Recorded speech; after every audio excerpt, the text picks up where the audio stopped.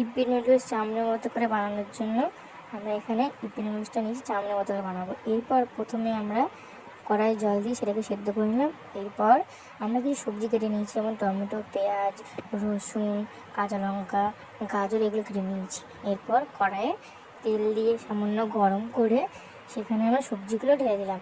এরপর দিলাম হলুদ গুঁড়ো, লঙ্কার গুঁড়ো, স্বাদ মতো নুন। এইগুলো দিয়ে ভালোভাবে ভাজতে থাকবো।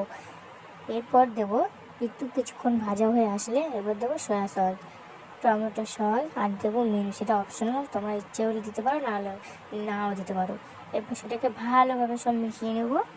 এরপর সেটা হওয়ার জন্য আমরা যে ইপ্পি মশলাটা রেডি করে রেখেছিলাম, ইপ্পি মশলাটা দেবো, যেটা ইপ্পির প্যাকেটের মধ্যে থাকে। সেই মশলাটা আমি এখানে দিয়ে দিলাম।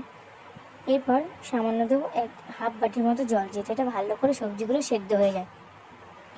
এটা ভালো করে সেদ্ধ হয়ে আসলে যে চাউমিনগুলো সেদ্ধ করে রেখেছিলাম, মানে ইপ্পি, সেটাকে আমরা দিয়ে দেবো।